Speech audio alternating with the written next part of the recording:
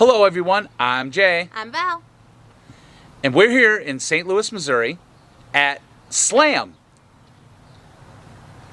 Jay, do you mean the St. Louis Art Museum? Yes, the St. Louis Art Museum. Don't be so bougie. All right, I won't be so bougie. Tonight we're here for an exhibit. It's called Age of Armor, and it's the Higgins Armory Collection. They're the second largest collection in the nation.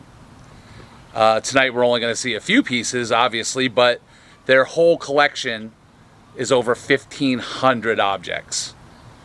So what are you looking forward to tonight, Val? Well, the age of some of the armor dates back to the 1600s from what I was reading. So I'm excited to see that because for me, it's unthinkable something that old still being intact. They're also going to have some movie ones. Yeah, they're going to bring it all the way to the future. So it's basically the evolution of armor. Yeah. So I'm interested to see what all there is. Very cool. So come along with us as we Jay and Val around the St. Louis Art Museum, or how I call it, SLAM, for Age of Armor.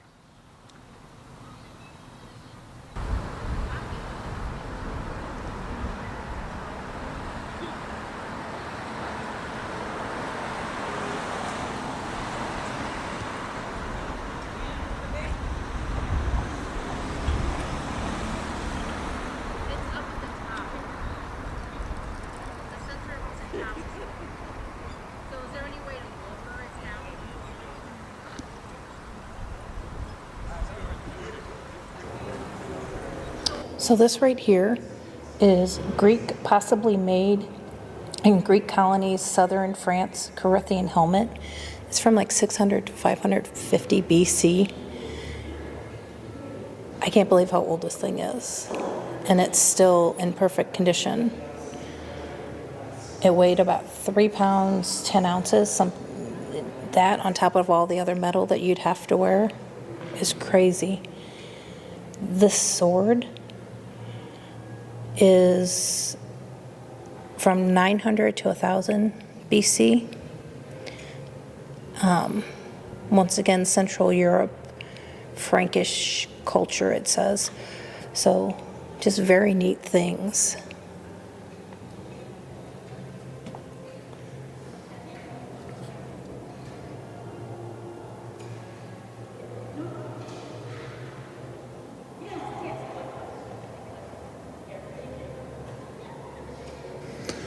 So check out this helmet.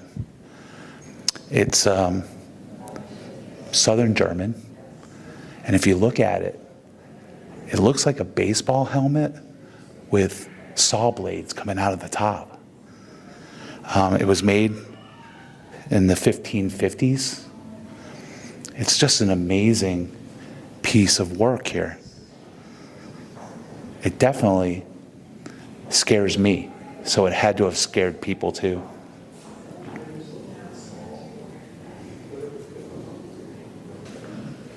So this right here is from southern Germany.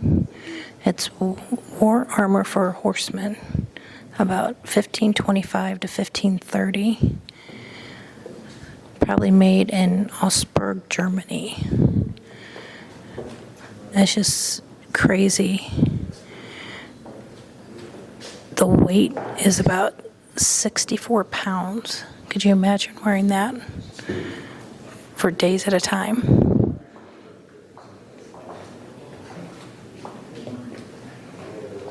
But the craftsmanship on it is amazing. Once again, all hand-tooled.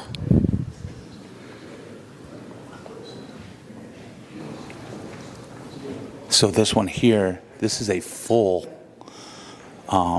armor. It was made in Milan, Italy.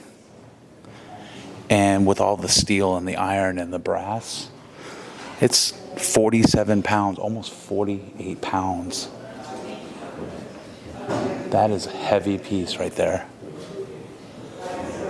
But just look at the craftsmanship. We're talking about 1537 to 1610. they didn't have the machinery that we have now and the technology. This is all handcrafted. It's amazing.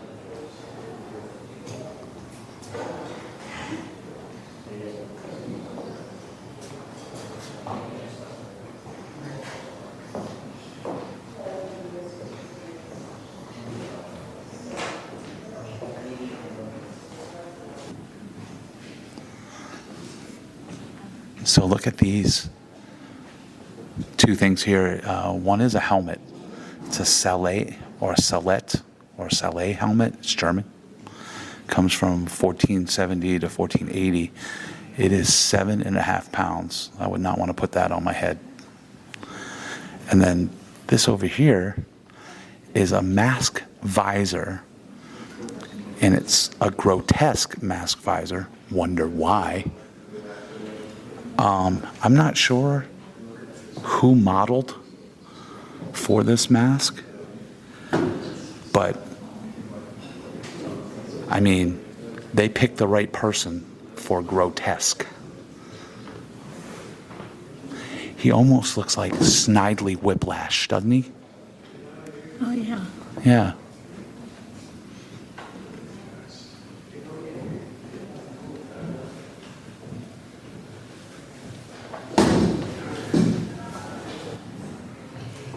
So this right here is a Swiss archer's shield.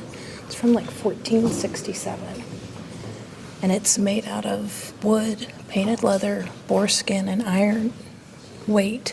It's about 11 pounds. But once again, it's from 1467. I'm just in awe of the shape that it's in.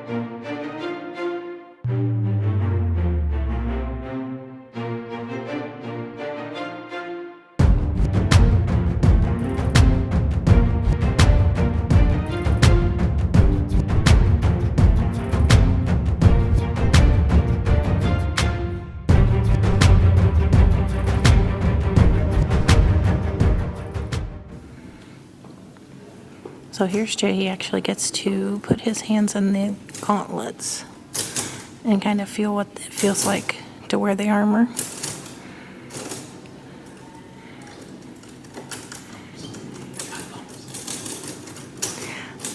He's got disposable thumbs. He thinks he's Lobster Boy. He's too much.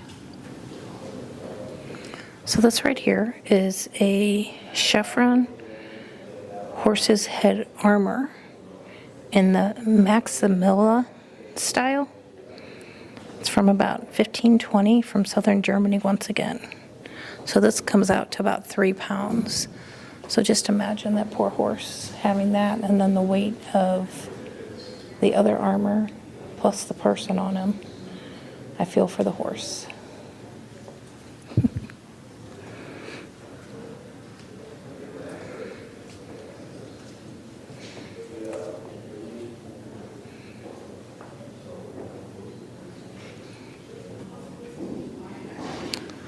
Okay, in this case here, it's two swords.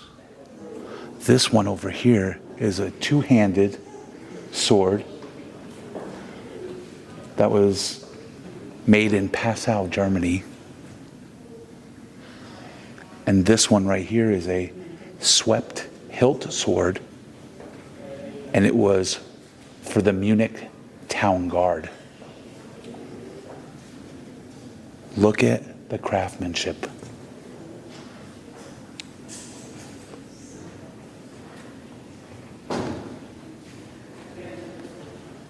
The two-handed sword was made in the 1300s, and the hilt sword was made in the 1600s. Just amazing.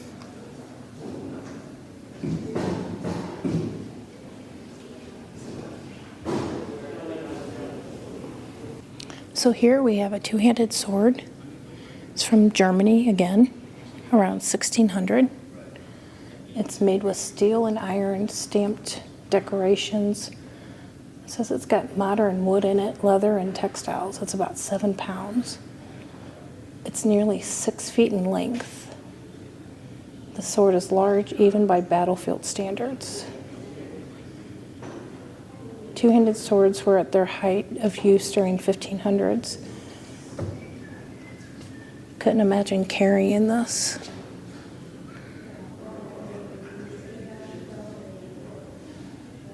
Just imagine all the hard work that went into making this.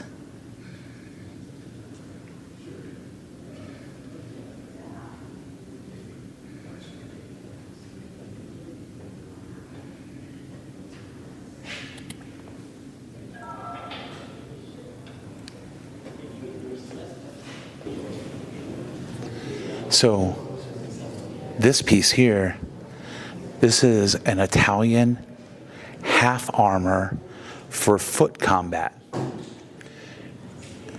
First off, the detail in it is amazing. But the reason why it's only a half armor is because they had barriers. And so the barriers took on the bottom portion, so they didn't need the bottom portion. They only needed the top portion for their combat. It's 28 pounds, 12 ounces. It's a heavy sucker. It was made in the early 1600s, and look at how intact it still is. Amazing.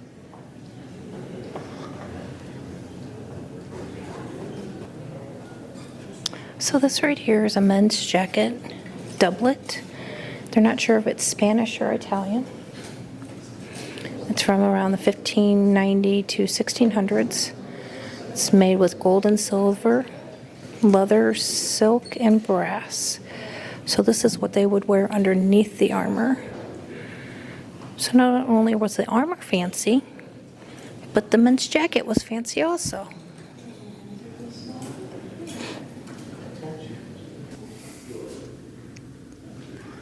Okay, so check out this display case here. It's when I look at this, I see spears, but they're called halberds. And the one in front here with this maple wood and steel end is actually American. It was made in 1678. And it was used by every New England community. And it was actually used all the way up to the Revolutionary War in 1775 to 1783. Now, the one behind it, this one here, is a Parisian halberd. And look at how impressive this is. And of course, Parisian means from France.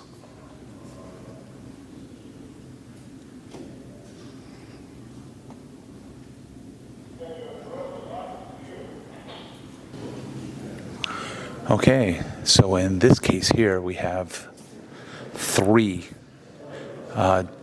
helmets. This first one here, they made it look like a conch shell. And it's Japanese from the early 1600s. And I guess it was worn by the most important men in the country at the time of Shogun. Just look at the detail, though, on this helmet. It's amazing that they would pick a conch shell of all things. I guess with the spikes, it's kind of scary. The helmet in the middle is called Kula Kud. It was made in the 1600s. According to this, it was the most common type of Parisian helmet.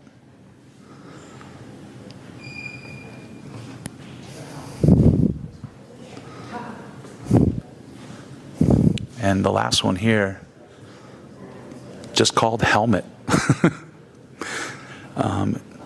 But it's Sudanese. And the high-ranking Islamic military leaders would wear this type of a helmet. This one was made in the 1800s. Quite convenient. They have a nice arrow right in the front there, and they can pull right off and stab you with it.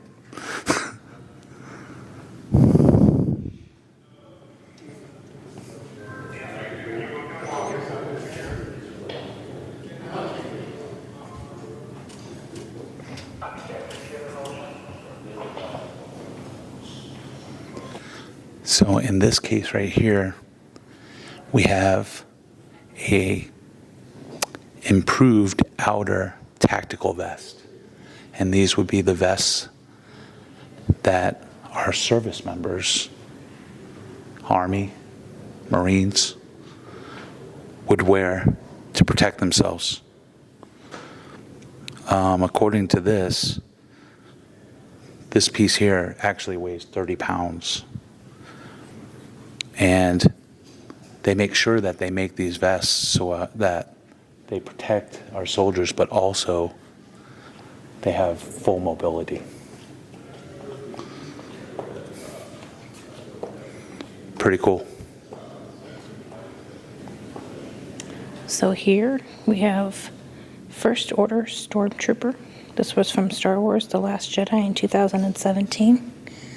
This is really weird to say. It's on loan from Disney. When I think of Star Wars, I think of Lucas. But this is going into the future for us.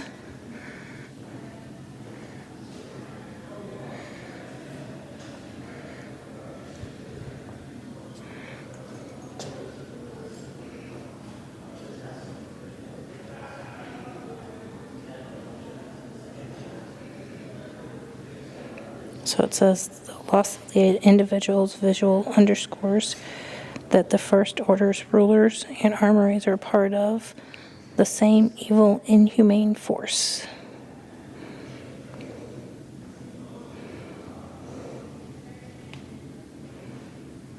Pretty cool.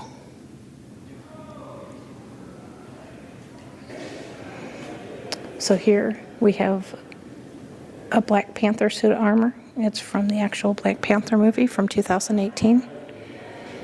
This was courtesy of Marvel. You can actually see the workmanship that's in this. Carter chose patterns for the suit to underscore T'Challa's status as both a superhero and an African king.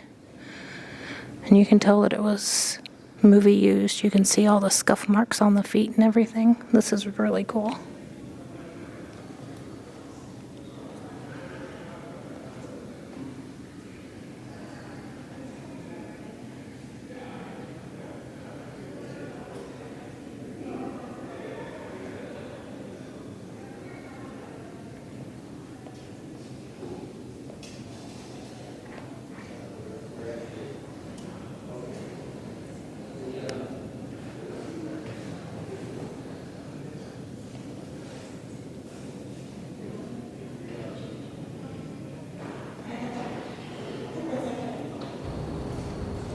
Alrighty.